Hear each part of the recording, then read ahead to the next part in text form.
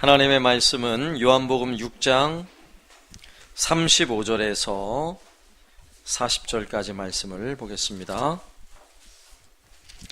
요한복음 6장 35절에서 40절까지 말씀 제가 봉독하겠습니다. 예수께서 이르시되 나는 생명의 떡이니 내게 오는 자는 결코 줄이지 아니할 터이요 나를 믿는 자는 영원히 목마르지 아니하리라. 그러나 내가 너희에게 이르기를 너희는 나를 보고도 믿지 아니하는도다 하였느니라. 아버지께서 내게 주시는 자는 다 내게로 올 것이요 내게 오는 자는 내가 결코 내쫓지 아니하리라. 내가 하늘에서 내려온 것은 내 뜻을 행하려 함이 아니요 나를 보내신 이의 뜻을 행하려 함이니라. 나를 보내신 이의 뜻은 내게 주신 자 중에 내가 하나도 잃어버리지 아니하고 마지막 날에 다시 살리는 이것이니라. 내 아버지의 뜻은 아들을 보고 믿는 자마다 영생을 얻는 이것이니 마지막 날에 내가 이를 다시 살리리라 하시니라. 아멘. 기독교라는 말은 기독이라는 말이 그리스도라는 단어의 한자 표현이 바로 기독이라는 단어입니다. 그래서 기독교라는 말은 예수교라는 말이에요. 같은 말이에요, 사실은. 우리가 기독교인 그러면 예수님을 믿는 사람들, 크리스찬이라는 말인데 이것은 또한 쉽게 표현하자면 예수 없이는 못 사는 사람들 이런 말이에요. 예수 없이는 못 사는 사람들. 예수님으로 충분한 사람들. 예수님만 있으면 되는 사람들. 이게 바로 저와 여러분인 것입니다. 그런데 정말 그렇습니까? 예수님만으로 만족하십니까? 예수님만으로 충분하세요? 정말 예수님만 있으면 밥 굶어도 괜찮아요? 예수님 없으면 물도 안 마실래요? 네? 정말이세요? 예수님만 있으면 까짓거 돈 안 벌어도 상관없습니까? 우리 학생들은 예수님만 있으면 공부 안 해도 될까요? 이제 아멘이 점점 줄어드는데 한번 저한테도 물어봤어요. 제가 말씀을 준비하면서 저 스스로에게 이 목사 예수님만으로 충분하니? 내 스스로 물어봤어요. 저는 한참 고민을 해봤어요. 정말 예수님만으로 충분한가? 예수님만 있으면 정말 돈이 없어도 되고 정말 집이 없어도 되고 아무것도 없어도 예수님만으로 만족할 수 있는가? 한참 고민을 했어요. 한참. 그러다가 저는 결론적으로 네, 아멘 그랬어요. 왠지 아세요? 물론 예수 믿는다고 아무것도 필요 없다는 말이 아니죠. 그러나 저는 돈 때문에 사는 인생이 아니거든요. 저는 좋은 집을 살기 위해서 사는 사람이 아니거든요. 아무리 생각해도 저는 예수 없이는 못 사는 사람이더라고요. 그래서 저는 늘 제 마음에 있는 마음이지만 제가 또 결심했어요. 그래, 나는 예수님을 위해 죽으리라. 이왕 죽는 거 하나님 나는 그냥 늙어서 죽는 것도 싫고 아파서 죽는 것도 싫습니다. 저는 예수님을 위해 살다가 죽겠습니다. 제 스스로 한번 이렇게 정리를 해봤어요. 그럼 우리도 한번 스스로 정리를 해봐야 돼요. 정말 예수님만으로 내가 만족하는 인생인가? 우리가 지난 주일에 살펴봤던 말씀은 예수님은 빛이시다. 예수님이 나는 빛이다. 이런 말씀을 살펴보았죠. 오늘은 예수님께서 또 하신 말씀 나는 생명의 떡이다. 자, 이 말씀을 살펴볼 차례입니다. 나는 생명의 떡이다. 오늘 우리가 읽은 본문의 말씀은 사실 한 부분이고 우리가 오늘 이 6장 전체의 내용들을 좀 폭넓게 살펴보면 좋을 것 같은데요. 먼저 35절 말씀에 보면 예수님 이렇게 말씀하셨어요. 예수께서 이르시되 나는 생명의 떡이니 내게 오는 자는 결코 줄이지 아니할 터이요 나를 믿는 자는 영원히 목마르지 아니하리라. 또 48절 보세요. 48절에 보면 아주 더 간단하게 예수님은 내가 곧 생명의 떡이니라. 예수님 이렇게 말씀하셨어요. 그러면 예수님께서 말씀하신 자기 선언 나는 생명의 떡이다 이 말씀을 가지고 이것이 우리에게 어떤 교훈을 주는지를 우리가 생각해 보면, 첫 번째는 우리는 밥만 먹고 살 수 없는 인생이라는 거죠. 밥만 먹고 살면 돼요? 짐승들은요, 밥만 먹고 살아도 돼요. 돼지도 돼지 밥만 먹고 살아도 돼요. 그죠? 돼지가 뭐 할 일 있어요? 밥만 먹으면 되지. 그리고 나서 돼지는 그의 고기를 바쳐요. 고기를. 그죠? 짐승은 그래요. 그러나 사람은 밥만 먹고 살아서는 안 돼요. 오늘 말씀에도 예수님은 나는 떡이다 라고 표현하고 있는데, 사실은 이 떡이라는 표현이 정확한 표현은 밥이에요. 밥. 왜냐하면 유대인들이 주식으로 먹었던 식사는 떡이 아니라 빵이었거든요. 빵. 그래서 원래는 빵인데 빵을 번역하다 보니까 우리나라 떡 이렇게 번역을 한 거예요. 근데 떡은, 우리가 생각하는 떡은 잔칫날 먹는 떡. 여러분, 주일날 떡을 밥으로 안 주잖아요. 떡 먹는 날은 뭔가 중요한 일이 있을 때, 기쁜 일이 있을 때 떡을 먹잖아요. 그런 의미에서 떡이 아니고 밥이라고요. 예수님은 나는 밥이다 이렇게 말씀하시는 거예요. 그러니까 매일매일 끼니마다 예수님을 먹어야 한다, 이제 이런 의미로 말씀하신 거죠. 예수님은 우리에게 밥처럼 매일매일 하루에 3끼를 먹어도 질리지 않는 분이어야 돼요. 그리고 조금 지나면 또 먹고 싶은 분이어야 돼요. 밥을 먹지 않고는 배고파서 한 끼만 굶어도 배고파서 어쩔 줄 몰라 하잖아요. 이렇게 예수님이 우리의 양식이 아니면 조금만 지나도 배가 고파서 견딜 수 없어야 되는 것입니다. 그래서 우리 인생은 우리의 몸을 이롭게 하는 음식을 먹고 사는 인생이 아니라, 밥을 먹고 사는 인생이 아니라 예수님이 우리의 밥이어야 하는 것입니다. 근데 이렇게 예수님 말씀하시는 중요한 이유가 있는데, 오늘 이 본문의 상황이 쭉 펼쳐질 때는 지금 오늘 본문 속에서 어떤 상황이 펼쳐지고 있어요. 어떤 상황이. 유대인들은 메시아 사상이 있었죠. 메시아가 오시면 어떻게 된다고 생각하고 있냐면, 메시아는 정치적인 왕이라서 마치 다윗 시대와 같이 이스라엘이 아주 강력한 나라가 되는 거예요. 더 이상 이방 나라의 식민지나 이 포로 생활이 아니라 오히려 이방을 지배하는 강력한 왕권을 가진 그런 메시아라고 생각을 하고 있었어요. 다윗을 생각하면 돼요. 그리고 또 그 메시아의 개념에는 모세의 개념이 있어요. 모세와 같이 이스라엘 백성들이 광야 40년 지내는 동안에 단 한 끼 식사를 거르지 않았어요. 아침마다 만나를 내려주셨잖아요. 그러니까 모세와 같이 메시아가 오시면 날마다 먹을 양식을 줄 거라고 생각을 했어요. 그리고 그 당시 유대인 랍비들이 그렇게 가르쳤어요. 메시아가 오시면 그분은 모세와 같은 분이라서 날마다 우리에게 먹을 양식을 줄 것이기 때문에 우리는 일하지 않아도 되는 시대가 오는 거야, 이렇게 가르쳤어요. 이것이 유대인들의 메시아 사상인데, 그런데 예수님께서 어떤 일을 하셨어요?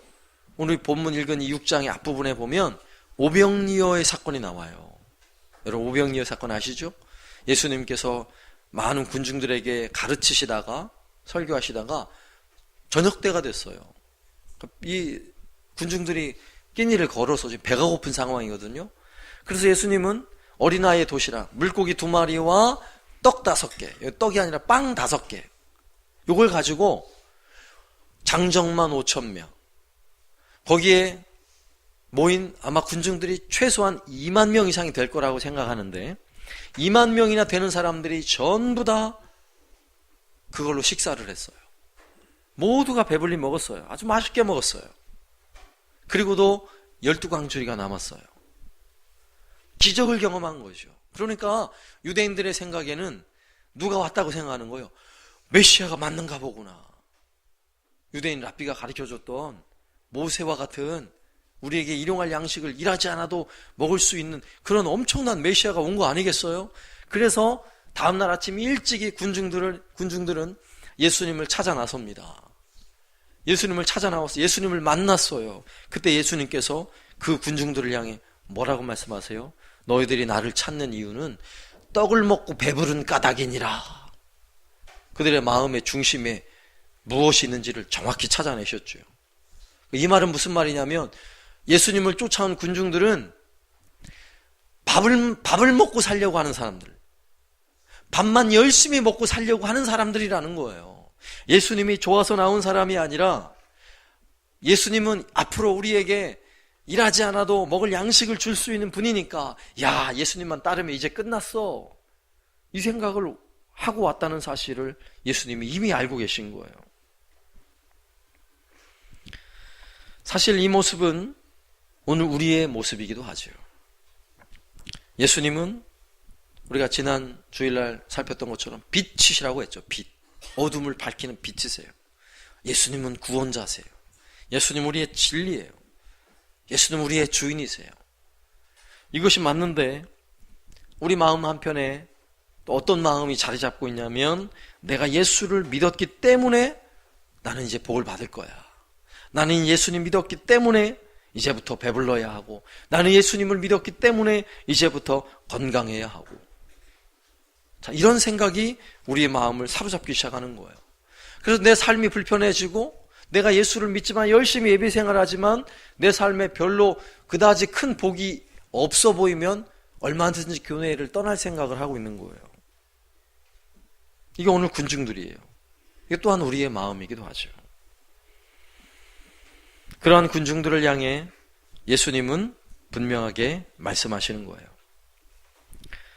요한복음 6장 30절, 그들이 묻되 군중들이에요. 그들이 묻되 그러면 우리가 보고 당신을 믿도록 행하시는 표적이 무엇이니까, 하시는 일이 무엇이니까, 기록된 바 하늘에서 그들에게 떡을 주어 먹게 하였다 함과 같이 우리 조상들은 광야에서 만나를 먹었나이다. 지금 예수님께 하는 말이 무슨 말이냐면, 한번 당신이 진짜 메시아라면 한번 표적을 또 보여달라는 거예요.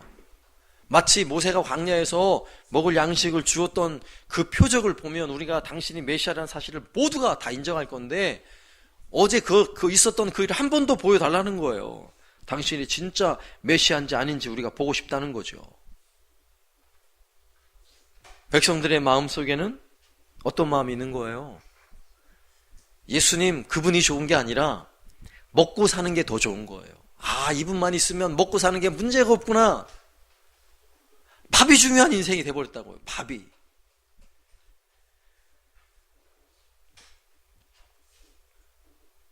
과연 우리는 어떤 예수님을 믿어야 하는가?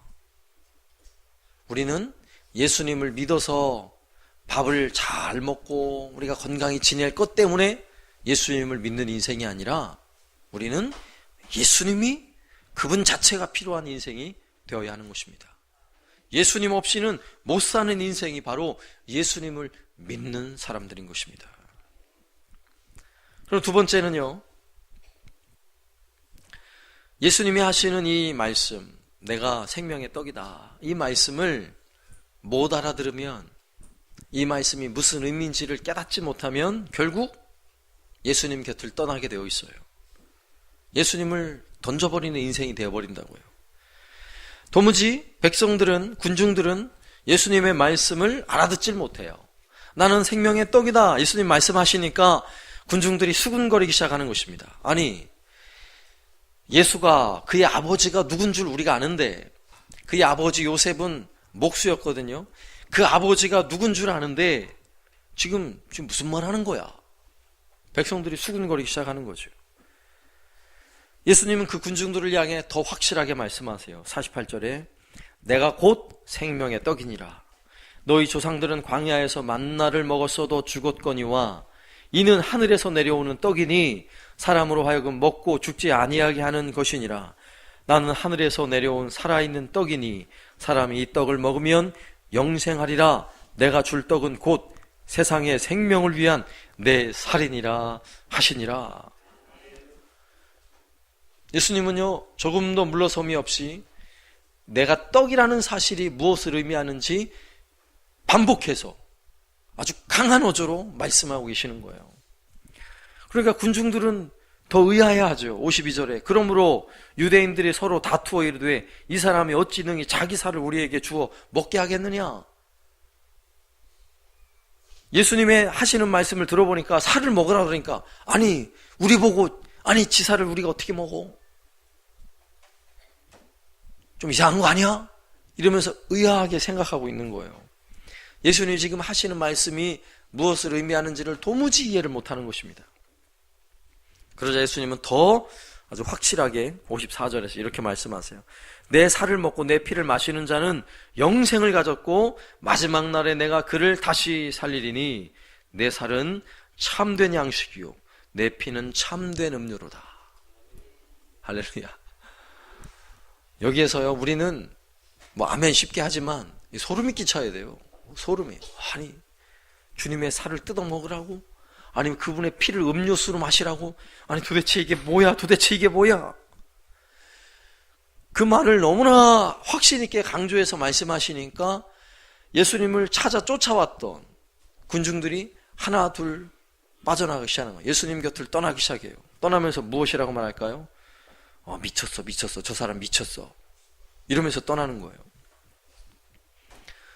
예수님은 떠나는 한 사람 두 사람 슬금슬금 떠나는 사람들을 보면서 예수님 마음이 어떠셨을까요? 예수님 마음이 어떠셨을까요?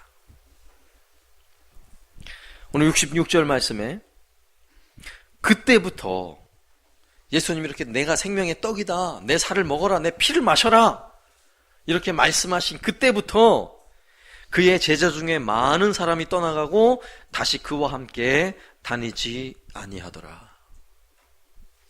자, 예수님은 곁을 떠나서 다시는 예수님께 돌아오지 않는 제자들이 있다는 거예요. 여기서 제자들은 예수님이 부르셨던 12 사도를 말하는 것이 아니라 예수님을 그래도 신실하게 따르려 했던 제자들을 말하는 거예요. 근데 그들을 제자들이라고 표현할 정도면 얼마나 예수님을 열심히 따랐던 사람들이겠어요. 그런데 그들조차 예수님의 그 말씀을 이해하지 못하고 예수님의 곁을 떠났다. 그리고 다시는 예수님과 함께하지 않았다라고 말씀하고 있습니다. 오늘 우리도 마찬가지입니다. 예수님이 정말 나에게 생명의 떡이라는 사실을 우리가 이해하지 못하고 신앙생활하면 언제든지 예수님을 떠날 사람이에요. 우리 스스로에게 진지하게 질문을 해야 돼요. 정말 예수님이 나에게 생명의 떡이신가? 여러분 이 말씀이 정말 이해가 되세요?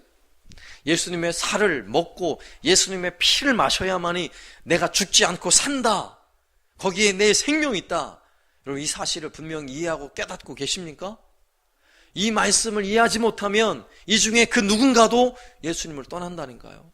아무리 교회에서 열심히 봉사를 하고 아무리 교회에서 수많은 헌신과 충성을 했던 사람이라도 이 말씀을 이해하지 못하면 결국 떠나게 돼 있어요. 왜냐? 진리의 말씀이거든요. 너무나 중요한 말씀이거든요. 그렇다면 마지막 세 번째로 영생의 생명, 우리에게 영원한 생명을 주는 영생의 떡, 이것이 진정 우리에게 소중한 인생이 되어야 해요. 네? 정말로 소중한 인생이 되어야 해요. 그럼 이것이 무엇을 의미하는지 우리가 좀 생각을 해봐야 되는데, 우리는 영적인 생명보다 육적인 생명, 이 육체의 생명을 더 소중히 여기는 사람들이에요. 솔직하게. 우리가 영적으로 좀 피곤한 건 잘 못 느껴요. 내가 영적으로 얼마나 병들어 있는지는 그렇게 심각하게 생각을 하지 않아요. 아니 심지어 내 영적인 상태가 완전히 썩어 문드러졌는데도 그 아픔을 몰라요. 그 고통을 느끼지 못해요. 그런데 육체의 고통에는요 얼마나 민감한지 몰라요. 상처가 조금만 나도요 뭐라도 하나 붙여놔야 돼요. 밴드 하나 붙여놔야 돼요. 감기 조금만 걸려서 열만 오르고 목이 부으면요 얼른 병원 찾아가서 치료를 받아야 해요. 하지 말라는 게 아니에요. 우리가 그렇다는 거예요. 저도 그래요. 저도 한 끼 굶고 두 끼 굶고 배가 고프기 시작하면요 정신을 못 차려요. 막 성질나고 왜 밥 빨리 안 주냐 그러고. 우리의 육체에 있어서는 얼마나 열심을 내는 줄 아세요? 아주 민감해요. 대단히 민감해요.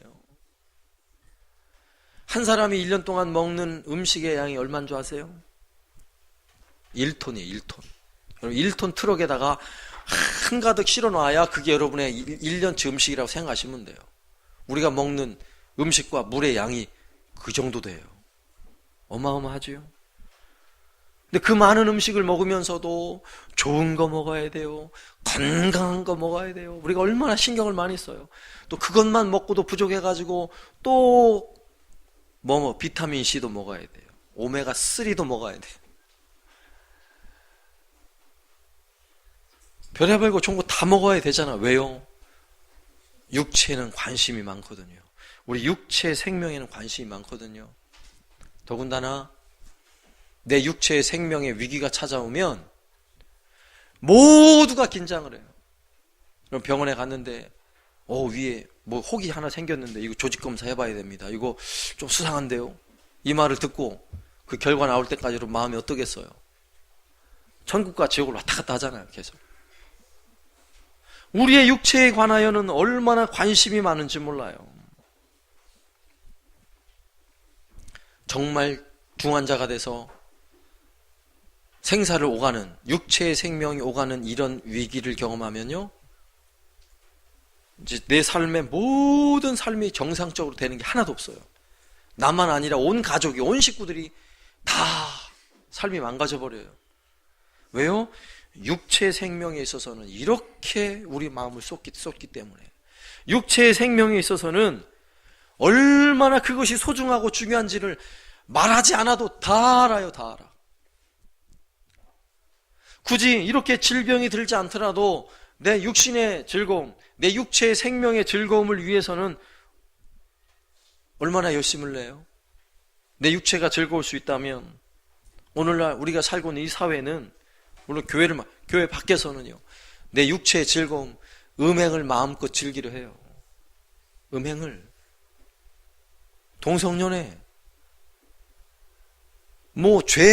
죄라고 생각하지 않고요, 내 육체가 즐길 수 있는 일이라 그러면 아무런 거리낌이 없는 세상에 우리가 살고 있어요. 무엇을 위한 인생이죠? 오직 육체만을 위한 인생이에요. 자기 썩어질 육체만을 위한 인생. 돈이 우상인 시대죠. 돈이 제일이죠. 왜 돈이 제일이에요? 결국 내 육체를 위한 거죠. 내 육체. 그러나 이제는 예수님이 생명의 떡이라는 사실을 우리가 알고 믿는 사람들이라면 이제부터는 육체의 생명보다 영의 생명, 영적인 생명을 더 소중히 여기는 사람이 되어야 하는 것입니다. 날마다 매 시간마다 영생의 떡을 구하며 살아야 돼요. 영생의 떡을. 날마다 주님이 나에게 떡이 되지 않으면 살 수 없는 인생이 되어야 하는 것입니다. 예수님은요, 그의 가장 가까이 있던 예수님의 제자들에게 질문을 해요. 사람이 다 떠나가니까. 67절 말씀. 예수께서 12 제자에게 이르시되 너희도 가려느냐? 너희도 가려느냐? 여러분도 한번 진지하게 한번 대답해 보세요. 너희도 가려느냐? 지금은 잠깐 예배드리고 있고 지금은 잠깐 나를 믿는 것 같지만 언젠간 너희도 떠나려느냐? 예수님께서 묻고 계세요. 그런데 이런 질문에 대하여 베드로 사도가 아주 멋진 대답을 했어요. 너무나 멋진 대답을 했어요. 68절에 시몬 베드로가 대답하되 주여 영생의 말씀이 주께 있사오니 우리가 누구에게로 가오리까? 베드로 때로는 멋있어요. 베드로가 너무 멋있어요. 영생의 말씀이 여기 계시오니, 영생의 말씀 주께서 여기 있사오니 우리가 누구에게로 가오리까? 베드로는 주님의 말씀을 정확하게 이해했어요. 적어도 이 부분에서는. 그렇죠? 적어도 여기 계신 저와 여러분은 나는 생명의 떡이다 하는 주님의 말씀을 정확히 이해하고 믿는 저와 여러분인 줄로 믿습니다. 영생을 얻는 믿음, 우리가 영생을 가지는 믿음은 입으로만 아멘 아멘 한다고 되는 게 아니에요. 예수님께서 살을 먹고 그 피를 마셔라 라고 말씀하셨을 때는 사실 이 말 그대로는 굉장히 충격적인 말이지만 예수님이 이렇게 표현하신 이유가 있잖아요. 왜 이렇게 표현하십니까? 이제 예수님은 곧 십자가에 죽으실 거거든요. 이제 조금 지나면 예수님은 우리를 살리기 위해서 예수님의 살점이 떨어져 나가는 채찍에 맞아야 하거든요. 40에 한 대 가만 매 39대의 채찍을 맞으며 등에 살점이 찢겨지고 상처가 나는 피투성이가 되는 이런 사건이 벌어지거든요. 주님의 손과 발에 못을 박아서 나무 십자가에 매달아 죽음의 사건을 경험하게 되거든요. 그리고 그 못 박힌 손과 발에서 피가 뚝뚝뚝 떨어져서 그 피와 물이 다 쏟아져 죽음을 맞이하시는 예수님, 이제 이 사건이 곧 벌어지거든요. 이 사건이 누구를 위함이었습니까? 이 사건이 예수님이 죄가 있어서입니까? 아니면 예수님이 자기 자신을 위한 일입니까? 아니에요. 우리를 위한 일이에요. 오늘 우리를 위한, 나를 위한 일이라고요. 예수님이 그 살점이 찢겨져 나간 일이 나를 위한 일이라면 바로 그 살 때문에 우리가 사는 것 아니겠어요? 예수님의 피가 나의 죄 때문에 그 피를 십자가에서 쏟고 계시다면 우리가 그 피 때문에 오늘 죄를 씻고 생명을 얻는 것 아니겠어요? 우리는 날마다 그 살을 먹고 그 피를 마셔야 사는 인생이지 예수님 없이는 절대로 살 수 없는 인생입니다. 이 십자가 사건이 다른 사람 이야기가 돼서는 안 돼요. 누군가는 십자가, 나를 위해 죽으신 예수님, 주님의 십자가 감사합니다 라고 말할 때 그 이야기를 들으면서 바로 내 이야기로 들어야 된다고요. 주님 맞습니다. 나를 위해 죽으신 주님이십니다. 나를 위해 죽으신 예수님이십니다. 이것이 살을 먹고 피를 마시는 거예요. 그런데 안타까운 일은 오늘날 우리가 사는 시대는요, 너무나 자극적인 게 많은 시대예요. 너무나 자극적인 게. 말로만 들어가지고는 잘 감동이 안 오고요. 아주 영상이 화려한 영화를 보고 음악을 틀어놓고 이러면서 감동을 받아야 되는 시대. 그러다 보니까 예수님의 오늘 이 십자가의 사건, 이보다 더 리얼한 게 없어요. 한번 생각해 보세요. 내가 이 땅에 사는 인생, 몇 년을 살든지 간에 내가 이 땅에 살아가는 인생 가운데 여러분의 생명을 위해서 누군가가 십자가를 피를 철철 흘리면서 그 살점이 찢겨져 나가면서까지 여러분을 사랑하고 여러분 곁에서 여러분을 돕고 여러분을 위한 사람이 누가 있어요? 누가 있어요? 한번 있으면 얘기해 보세요. 그분이 우리 예수님이세요. 이보다 더 리얼한 상황 없다니까요. 그런데도 예수를 믿는다는 우리들조차도 예수님이 우리의 전부이십니다. 우리는 예수님만으로 충분합니다. 라고 말하는 우리들조차도 우리의 삶에서 주님의 살과 주님의 피가 그 흔적이 점점 사라져가고 있다는 거. 너무나 희미해져 가고 있다는 거. 이게 심각한 문제인 것입니다. 다시금 주님의 살을 먹고 살길 바랍니다. 주님의 피를 마시며 사시길 바랍니다. 이것이 없이는 여러분 잠시도 살 수 없는 인생이 되어야 하는 것입니다.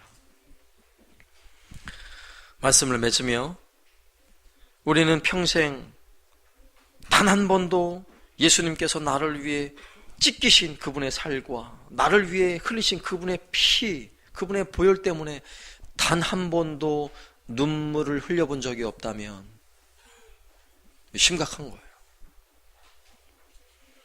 여러분, 예수님 믿은 지 얼마나 되셨어요? 예수님이 나를 위해 이토록 큰 고통과 아픔을 겪으시면서 우리에게 생명의 떡이 되어 주셨는데도 불구하고 예수님 그 십자가 바라보며 한 번도 가슴이 아파 본 적이 없다면 심각한 것입니다. 자신의 모든 생명을 주님께로 헌신할 마음이 전혀 들지 않죠. 그런 상황에서는. 주님의 그 은혜와 주님의 십자가의 그 놀라운 은혜와 사랑이 내가 느껴지지 않고 경험되지 않는다면 오늘 예배를 오면서도 불평이 많은 거죠. 오늘 예배를 드리면서도 마음에 감동이 없는 거죠. 오늘 우리는 다시 한번 주님의 십자가 앞에 조용히 무릎을 꿇어야 하는 것입니다. 그리고 나를 위해 얼마든지 살점이 찢겨 나가도록 우리를 사랑하신 주님의 사랑 앞에 다시 한번 고개를 숙여야 하는 것입니다. 나를 위해 얼마든지 그 피 한 방울까지도 다 쏟아내시는 그 주님의 사랑, 그 십자가의 사랑을 다시 한번 마음에 새겨 보아야 하는 것입니다. 그리고 이제부터는 나를 위해 사는 인생이 아니라 내가 주님을 위해 살겠습니다. 내가 기꺼이 내 삶을 들여서 주님을 위한 인생을 살겠습니다. 라고 고백할 수 있는 저와 여러분 되시기를 주의 이름으로 축원합니다.